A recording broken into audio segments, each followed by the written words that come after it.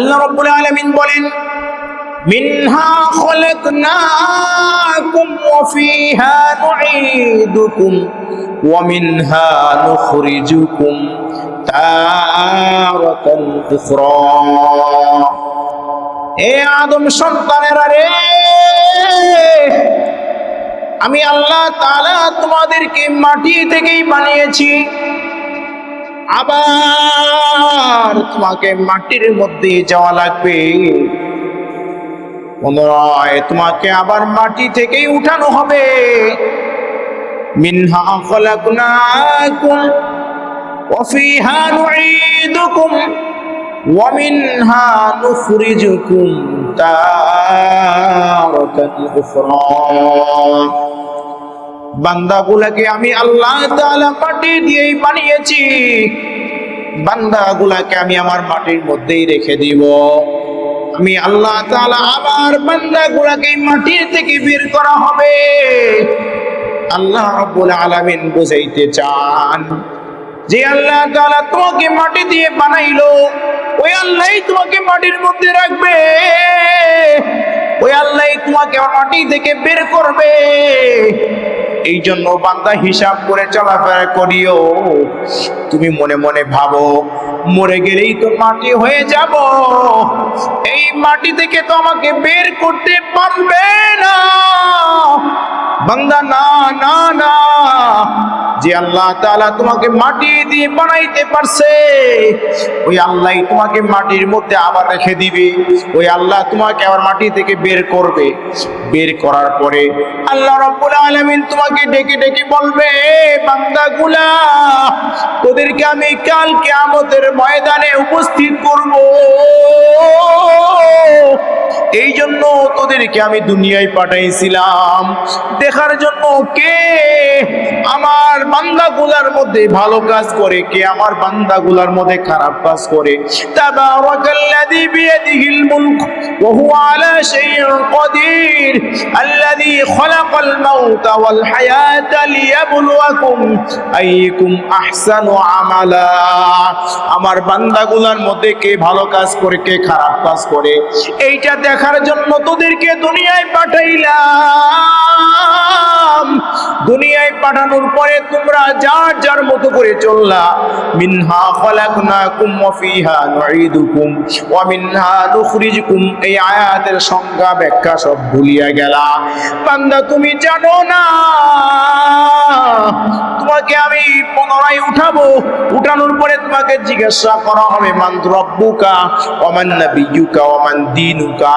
তুমি যদি দুনিয়ার মধ্যে মুখস্থ করো আমার রব আল্লাহ, আমার রব আল্লাহ, আমার রব আল্লাহ, আমার নবী মুহাম্মদ সাল্লাল্লাহু আলাইহি ওয়াসাল্লাম, আমার নবী মুহাম্মদ সাল্লাল্লাহু আলাইহি ওয়াসাল্লাম, তুমি যদি মুখস্থ করো আমার দিন হলো ইসলাম, আমার দিন হলো ইসলাম, আমার দিন হলো ইসলাম, হবে না।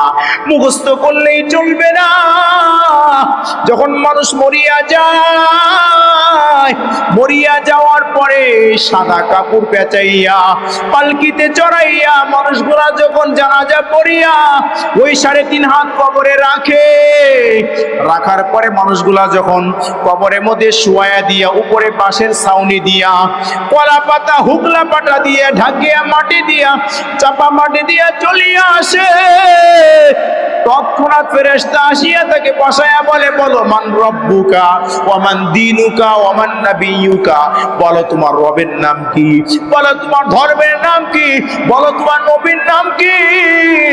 দুনিয়া থেকে রব রব আল্লাহ বলে চিৎকার করলে হবে না। আমার যেই বান্দাগুলা দুনিয়াতে আমার রবের হুকুম পালন করছে, এ মুসল্লিরা আমার, যারা 5 ওয়াক্ত নামাজ পড়ছে, জুমার নামাজ পড়ছে, সিয়াম রাখছে, যাকাত দিছে, হালাল হারাম বেঁচে খাইছে, সত্য কথাগুলো বলছে, আল্লাহর হুকুম মতো দুনিয়ায় চলাফেরা করছে, নিজের মন গড়া চলে না, হান্নাফসা আনিল হাওয়া ওয়া ইন্নাল জান্নাতা হিয়াল মাওয়া।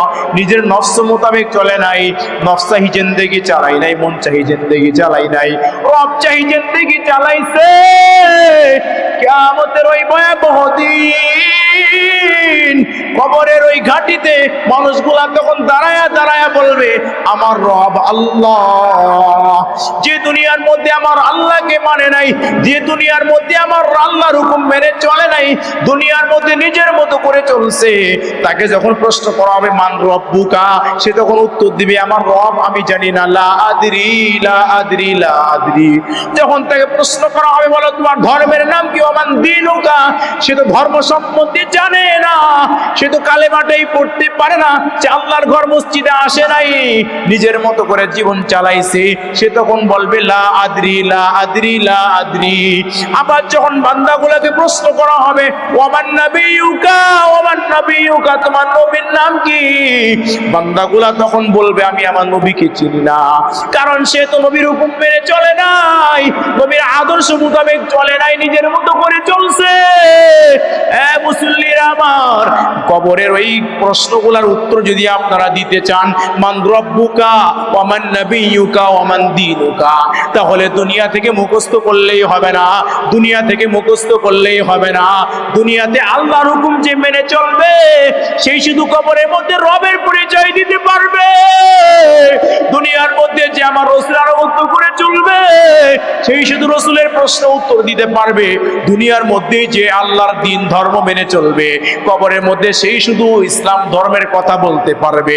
দুনিয়া থেকে মুখস্থ করে চললে হবে না, দুনিয়ার মধ্যে মুখস্থ করে গেলে হবে না, কবরের মধ্যে তিনটা প্রশ্ন জবাব দেওয়ার জন্য রব ওমান রব্বুকা, তোমার রবকে, এই প্রশ্ন উত্তর দেওয়ার জন্য দুনিয়া থেকে মুখস্থ করলে হবে না। যেই বান্দা দুনিয়াতে আল্লাহর হুকুম মেনে চলবে ওই বান্দাই উত্তর দিতে পারবে। যেই ব্যক্তি দুনিয়াতে রাসূলের আনুগত্য করে চলবে, রাসূলের আদর্শ মোতাবেক চলবে, সেই শুধু জবান দিয়ে বের করতে আমার নবী মুহাম্মদ সাল্লাল্লাহু আলাইহি ওয়াসাল্লাম। যেই বান্দা দুনিয়ার মধ্যে ধর্ম মোতাবেক চলছে ওই ব্যক্তিকে কবরের মধ্যে বলতে পারবে আমার দীনিয়াল ইসলাম, আমার ধর্ম হলো ইসলাম। মুসল্লিরা আমার, প্রত্যেক জুমার দিন কত আলোচনা করা হয়, কত বোঝানো হয় আসো আসো মসজিদে আসো, কিন্তু আপনারা মসজিদে আসেন না।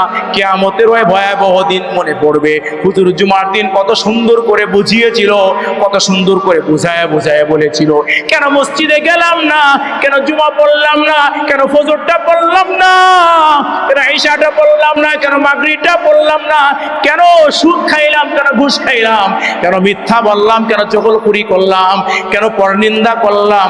ওই দিন বুঝে আসবে, ওই দিন বুঝে আসলে বান্দা কোনো কাজে আসবে না। এই জন্য দুনিয়া থেকেই বুঝতে হবে, দুনিয়া থেকেই বুঝে চলতে হবে, দুনিয়া থেকেই বুঝে চলতে হবে। যখন মানুষগুলা কিয়ামতের দিন প্রশ্ন করা হবে, মানুষগুলা মিথ্যা কথা বলে আমার কাছে কোনো আলেম বলে নাই, কোরআন আসে নাই, হাদিস আসে নাই, আল্লাহ তাআলা প্রশ্ন করবে আমি কি তোমাকে জ্ঞান নামক নিয়ামত দেই নাই, আমি কি তোমাকে এই মেমোরি কার্ড দেই নাই যে মেমোরি তুমি হালাল হারাম সত্য মিথ্যা যাচাই বাছাই করার ক্ষমতা রেখেছিলা। বাজারে যাওয়ার পরে ভালো মাছটা চিনছো, বাজারে যাওয়ার পরে ভালো কাপড়টা চিনছো, সিরা নোট আর ভালো নোট চিনছো, নতুন টাকা পুরনো টাকা চিনছো, 100 টাকা নোট 500 টাকা নোট চিনছো, সব তুমি চিনলা। দুনিয়ার মধ্যে ভালো আর মন্দ সব চিনলা, কিন্তু আখিরাতের জন্য চিনলা না। এই বান্দাগুলা যা যা সুকন সুকন, আমার সামনে থেকে দৌড়ায় দৌড়ায় চলে যা, আমার সামনে থেকে চলে যা। বান্দাগুলা হাউমাউ করে চিল্লাইবে, বান্দাগুলা হাউমাউ করে চিল্লাবে আমার মালিক ওই বান্দার দিকে তাকাবে না, আমার মালিক ওই বান্দার দিকে তাকাবে না, কারণ তাকে 70 বছর 60 বছর 80 বছর হায়াত দান করলাম। তুই 60 বছর 80 বছর 70 বছর নিজের কাজে ব্যয় করছো, দুনিয়ার পিছনে ব্যয় করছো, আখিরাতের জন্য কিছুই করো নাই। আজকে তোমার জন্য ভালো কিছু হবে না।